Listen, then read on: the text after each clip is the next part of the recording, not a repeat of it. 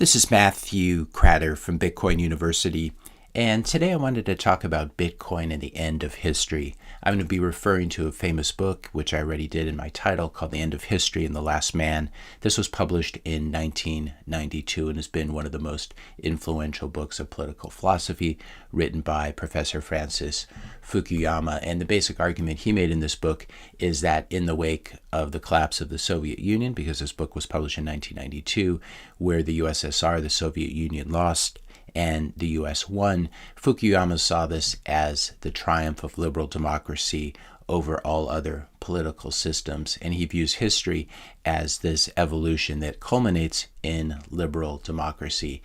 And so with the triumph of liberal democracy over communism and Soviet-style socialism, this, to Fukuyama, meant the end of history. No more history, no more wars. Looking back on this is an extremely naive view of history, especially when we consider what happened afterwards. The publication of Fukuyama's book coincides pretty well with the beginnings of the complete breakdown of American liberal democracy, which has only really accelerated in recent years. And this is how it always works. Democracies, even constitutional republics, always fail in the same way. I love this Tytler quote. It goes like this: "A democracy cannot exist as a permanent form of government. It can only exist until the voters discover that they can vote themselves largesse from the public treasury." And this is exactly what's happening these days, where the central bank, where the Federal Reserve is monetizing U.S. deficit spending and making all of us experience extreme inflation as a result of that.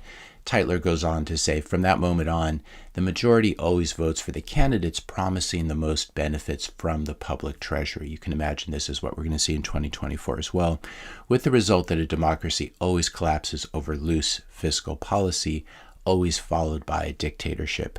The average age of the world's greatest civilization has been 200 years, which is about the age, obviously, of the U.S., a little bit more.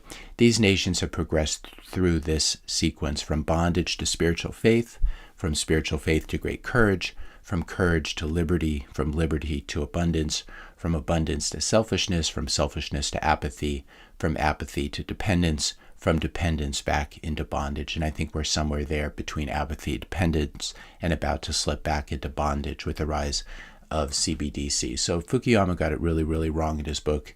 History did not end in the 1990s. In fact, it only accelerated. It took on more malignant new forms. For example, 2001 marked the beginning of the U.S. Forever Wars, which were themselves financed by Federal Reserve central bank money printing. 2001 also marked the beginning of China's ascent to power when it joined the World Trade Organization, the WTO. 2001 also marked the beginning of the 21st century attack on citizens' privacy and freedom, which is always ongoing, but it especially ramped up in the wake of what happened in 2001, including the U.S. Patriot Act and the later developments, including, along with the rise of China, the rise, of course, of the CCP and social credit scores, and now CBDCs in China, central bank digital currencies. So Fukuyama was quite wrong about liberal democracy, but I do think that, in a sense, history ended in the 1990s, and we're going to see how that progresses. I think it was actually, rather than the end of the Soviet Union and the rise of the U.S. as the world's only superpower, actually it was the rise of cryptography that really can bring about the end of history in a good sense.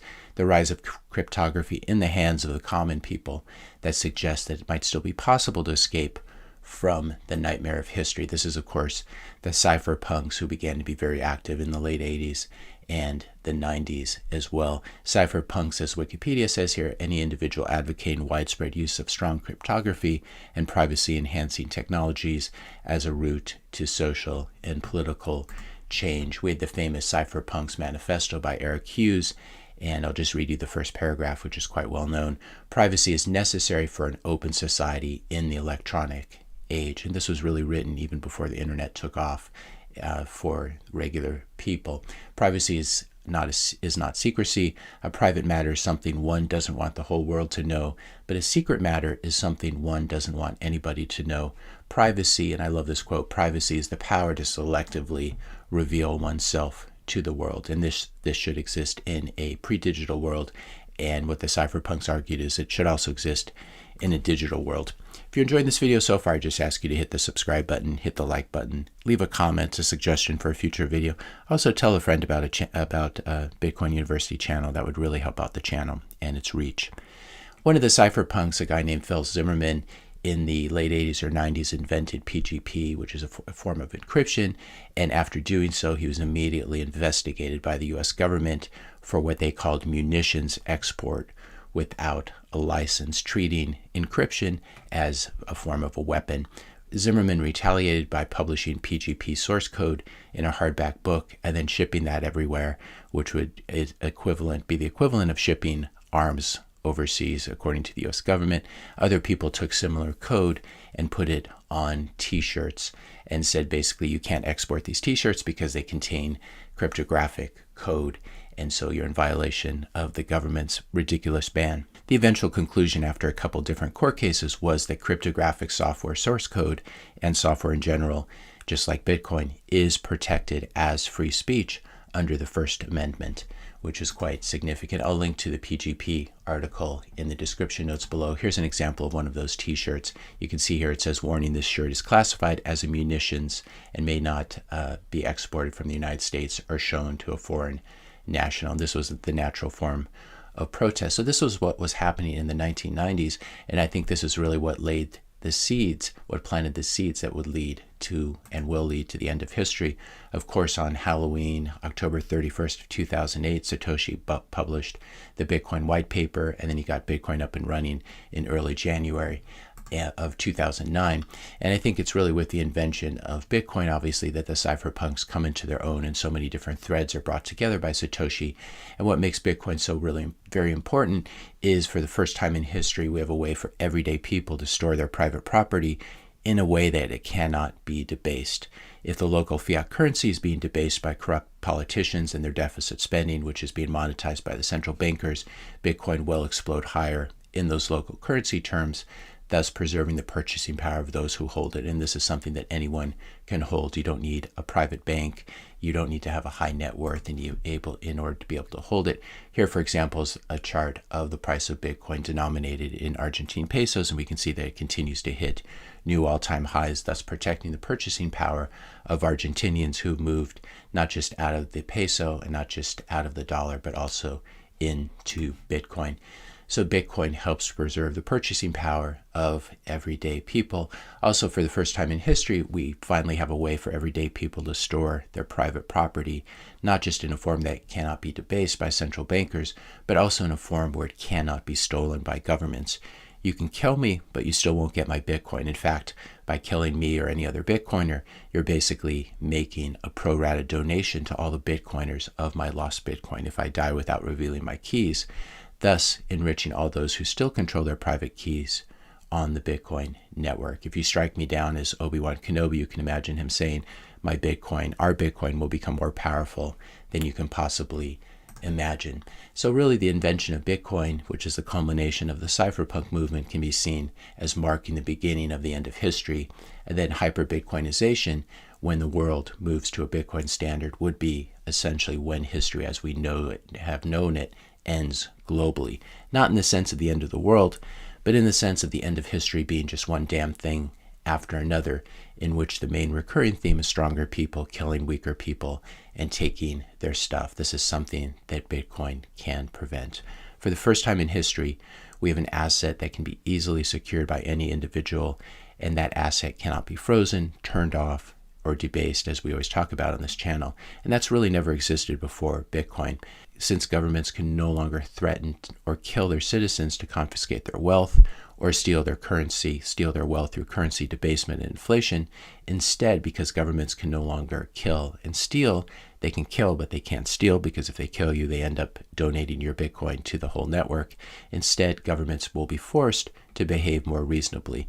Governments will in fact need to compete with other governments in order to attract the best and brightest and the most productive citizens of the world, which will be the Bitcoiners. This is the one way that Bitcoin, along with other freedom tech like censorship-resistant communication protocols like Nostr, for example, help to bring about the end of history.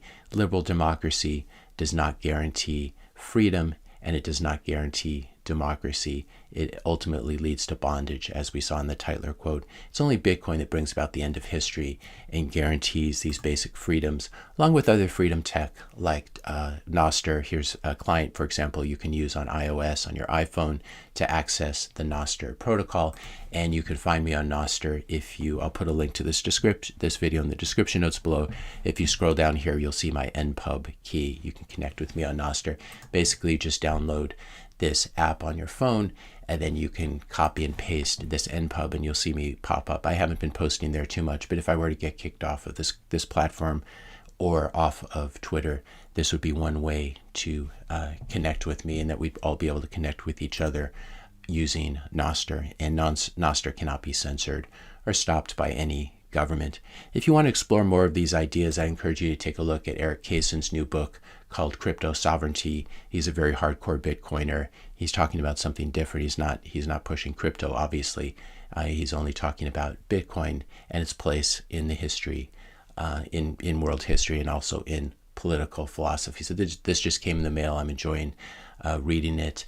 So check that out. Also check out these two podcasts that were put out by Saifedean Ammous, discussion between Saif, Michael Saylor, and Dr. Patrick Newman of the Mises Institute, talking about Murray Rothbard's book, Conceived in Liberty, which is a very, very interesting history, sort of prehistory of the United States and all the different conflicts that happened between various governments, various state governments, and various groups leading up to 1776. So I'd encourage you to check out both parts. I found part 2 especially interesting. I'll put links in the description notes below.